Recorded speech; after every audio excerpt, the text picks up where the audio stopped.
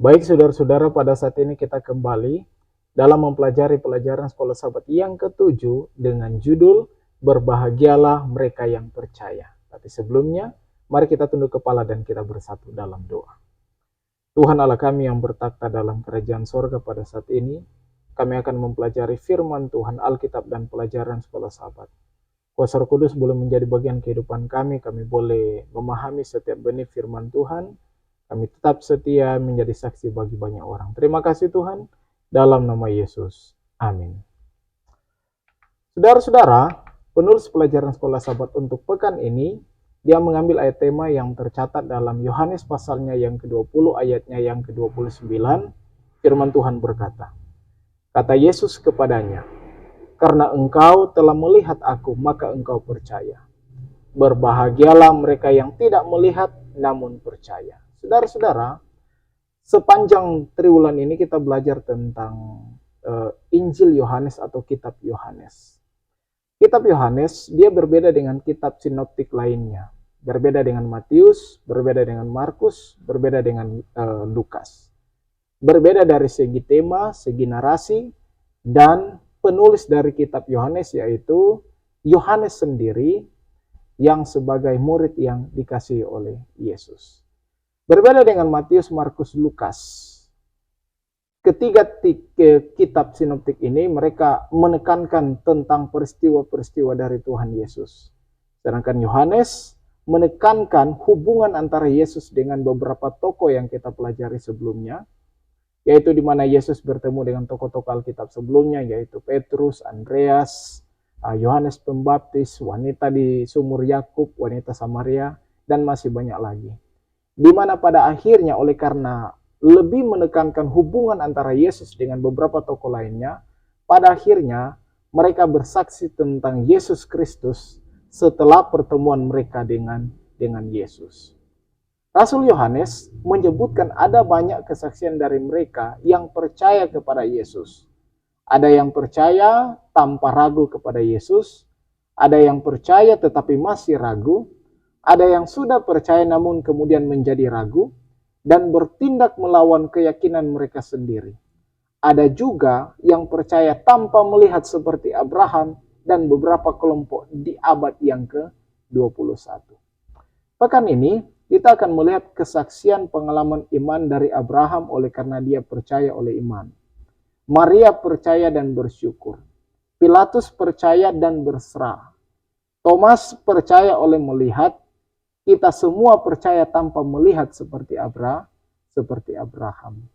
Nah, sedikit pengalaman yang kita boleh lihat dari Pilatus. Pada akhirnya saudara-saudara, dia ini percaya bahwa Yesus ini tidak bersalah, tetapi kita akan dapati di sini dia hanya sekedar percaya bahwa Yesus ini tidak bersalah, tetapi oleh karena jabatan, oleh karena posisi pekerjaan, pada akhirnya dia menyerahkan Yesus untuk dihukum mati. Nah, pengalaman yang pertama yang kita boleh lihat dari mereka yang percaya kepada Yesus, dari tokoh yang pertama yaitu Abraham. Mengenang kembali kepada Abraham. Saudara-saudara, kita mengenal Abraham adalah seorang tokoh Alkitab yang dikenal dalam Perjanjian Lama. Abraham adalah bapa bangsa Yahudi. Dia menerima janji bahwa melalui dia semua bangsa akan diberkati. Dan berkat ini datang melalui Mesias yang lahir melalui garis keturunannya. Abraham juga merupakan bapa dari mereka yang merespon Allah dengan iman. Itu ada dalam Ibrani 11 ayat 8, 17, dan 19. Kesedihannya untuk mengorbankan anaknya Ishak dalam Kejadian pasalnya yang ke-22. Anak perjanjian bukan hanya merupakan bukti iman, tetapi juga merupakan sebuah jendela ke dalam rencana keselamatan. Dr. Simke dan Profesor Shepard berpendapat begini. Yohanes 8 ayatnya yang ke-56 menyeratkan bahwa Abraham diperlihatkan wahyu tentang Mesias di masa depan. Pengungkapan ilahi tentang harapan yang mulia ini dimaksudkan untuk menjadi penegasan rencana keselamatan universal Allah. Setelah melihat wahyu yang luar biasa, Abraham dia bersukacita dan bergembira. Menjadi tantangan bagi kita semua Apakah ketika kita melihat keselamatan, melihat Yesus, ketika kita percaya kepada Yesus, apakah kita bersuka cita dan bergembira? Nah, selain itu, Sekolah Sahabat lebih menekankan begini. Selain itu, Abraham diperlihatkan penerapan praktis dari penglihatan itu, yang mengungkapkan rencana penebusan manusia yang gamblang. Abraham menjadi gambaran Allah Bapa, dan Ishak menjadi gambaran Yesus. Anak tunggal Allah, kayu untuk korban dibawa di punggung Ishak ke altar, sama seperti Kristus membawa salib ke altar Kalvari. Bagi Ishak maupun Yesus, tanpa keberatan apapun, bersedia menjadi kurban. Sulit dipercaya bahwa seorang pemuda tegap seperti Ishak di masa mudanya akan begitu taat, bahkan sampai mati. Di sini, saudara-saudara, iman Abraham yang luar biasa, namun keengganan yang menyakitkan dalam mengorbankan putra tunggalnya, putra perjanjian melambangkan kerelaan Bapa untuk membiarkan Yesus mati bagi umat manusia. Lebih lanjut lagi, Dr. Sinke dan Profesor Shepard mengatakan begini, perbedaan utama Yesus dan Ishak adalah pengganti yang disediakan bagi Ishak. Namun, tidak ada yang disediakan bagi Yesus. Pengorbanan Kristus memang dimaksudkan untuk menjadi pengganti bagi kita semua. Itulah sebabnya Yesus tidak malu menyatakan siapa dirinya dan juga tidak dengan segan menyebutkan para saksi untuk bersaksi tentang siapa dirinya, bahkan saksi yang telah lama meninggal termasuk Abraham. Abraham, bapamu bersuka cita bahwa ia akan melihat hariku, dan ia telah melihatnya, dan ia bersuka cita. Yohanes 8 ayatnya yang ke-56. Tokoh yang selanjutnya yaitu Maria. Nah, Yohanes 12 ayatnya yang pertama sampai ayatnya yang ke-12 adalah kisah di mana Yesus diurapi di Betania oleh seorang perempuan yang bernama Maria, membawa suatu buli-buli pualam berisi minyak narwastu yang wangi dan mahal harganya. Dan apa yang dilakukan oleh perempuan itu? Dia memecahkan leher buli-buli itu, dicurahkannya minyak itu ke atas kepala Yesus dan mengurapinya. Dan peristiwa ini terjadi di rumah dari Lazarus yang baru saja dibangkitkan oleh Yesus, dan peristiwa ini terjadi ketika Yesus baru saja juga menyembuhkan Simon dari penyakit kusta. Nah, Profesor Shepard dan Dr. Sinke mereka katakan begini. 6 hari sebelum Paskah, Yesus datang mengunjungi Maria dan Marta dan saudara mereka yaitu Lazarus yang telah dibangkitkan oleh Yesus. Simon yang telah disembuhkan dari penyakit kusta mengadakan sebuah pesta. Jadi ketika Simon dia sembuh dari sakit kusta, dia mengundang semua dan mengadakan sebuah pesta untuk merayakan apa yang telah Yesus lakukan baginya. Marta melayani dan Lazarus duduk di meja bersama para tamu. Itu saudara boleh lihat dalam Yohanes 12 ayat 1 sampai ayatnya yang ke-8. Nah, minyak itu atau minyak wangi itu sangat mahal. Dia senilai dengan upah seorang buruh biasa selama setahun. Itulah sebabnya tidak heran dianggap mahal pemberian dari perempuan itu. Dan bau minyak semerbak di seluruh rumah itu.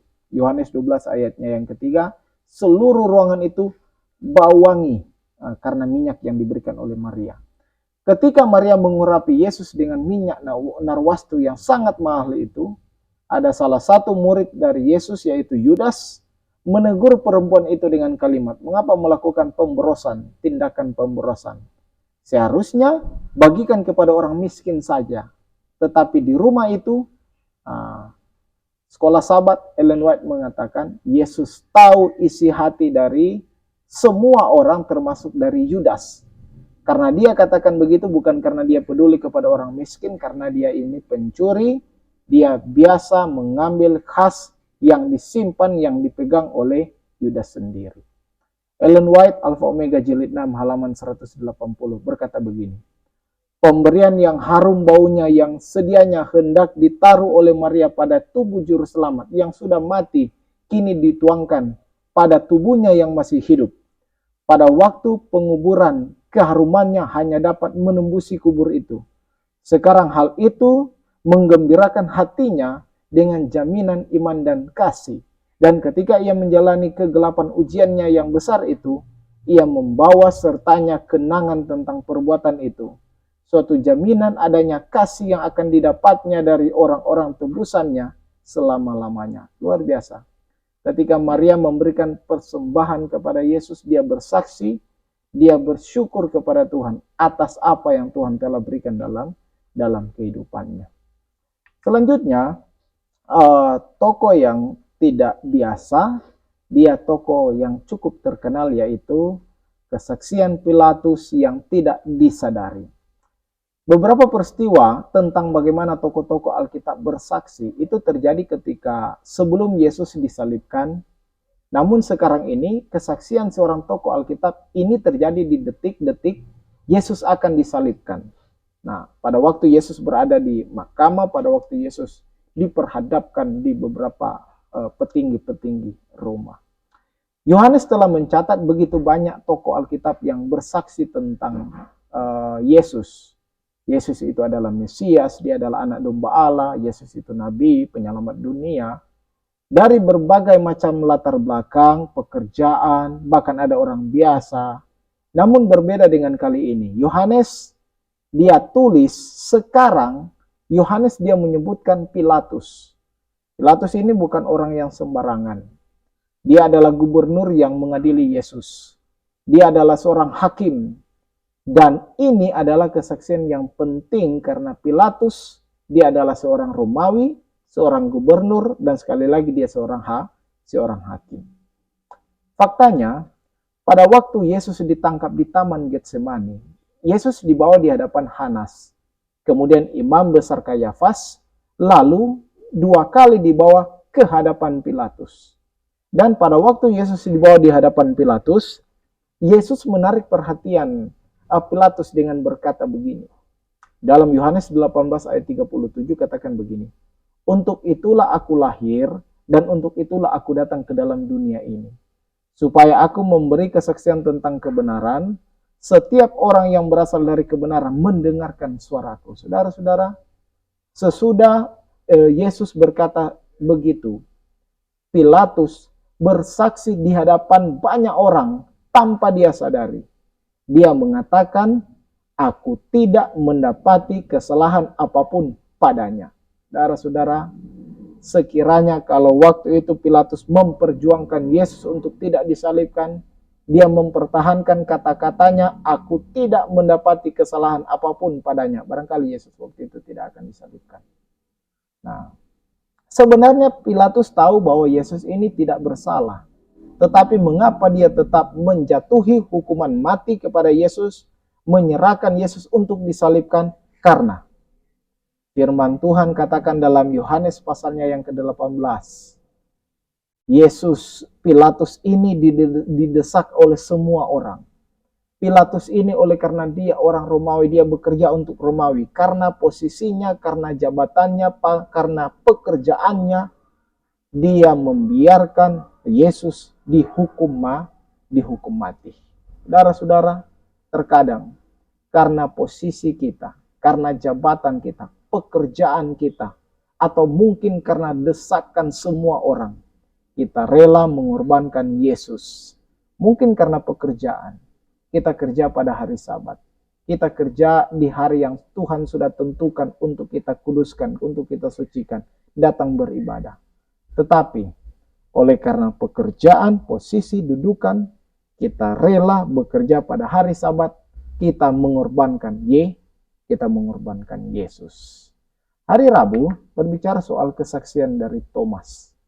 Thomas, saudara-saudara, dia adalah salah satu murid Yesus yang tidak percaya kalau belum melihat. Nah, itulah sebabnya kadang-kadang kalau kita tidak percaya, ada saja teman kita atau saudara kita yang katakan begini, kamu ini seperti Thomas saja.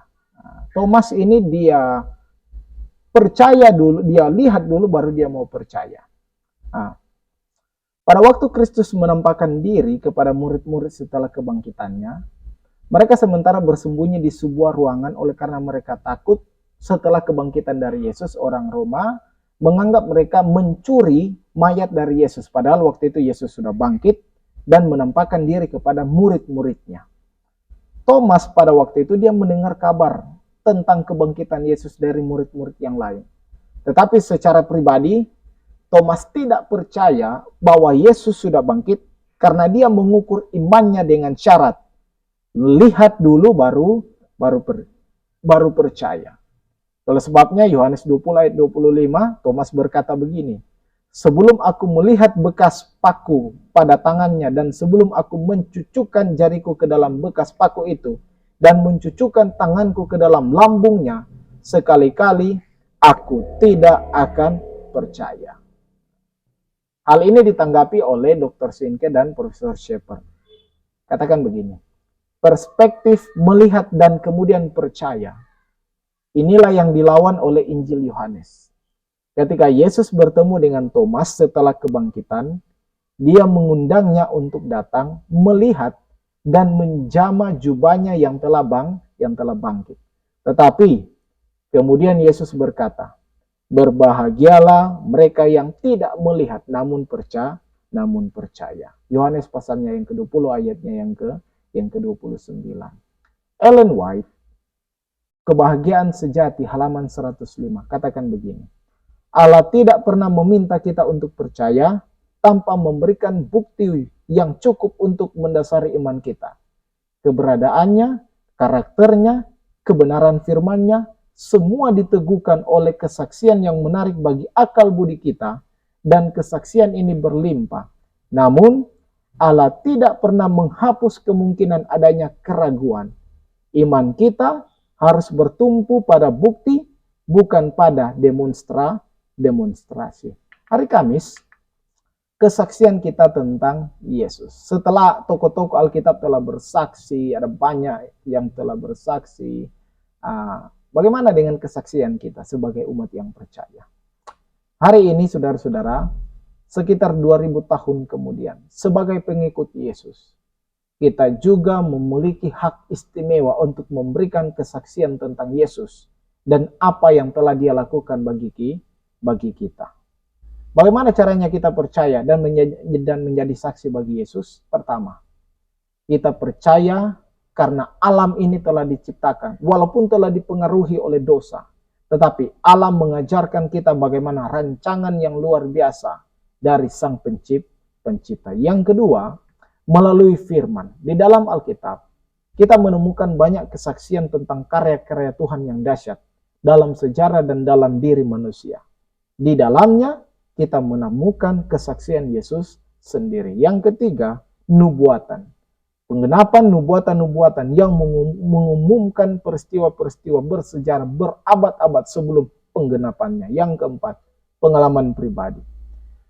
Kita tentang bagaimana hati kita diubah, bagaimana kita melihat tangan Tuhan bekerja, dan bagaimana Tuhan menjawab akan doa-doa kita. Bagaimana caranya kita percaya pada Yesus hari ini, walaupun kita tidak bisa melihat. Kita percaya karena melihat dunia ini telah diciptakan. Kita percaya karena firman Tuhan yang kita telah baca setiap hari. Kita percaya oleh karena nubuatan-nubuatan. Kita percaya oleh karena pengalaman pribadi yang terjadi dalam kehidupan kita. Kita percaya bukan karena melihat. Iman. Dan kita mau bagikan itu kepada banyak orang. Berbahagialah mereka yang percaya namun tidak melihat.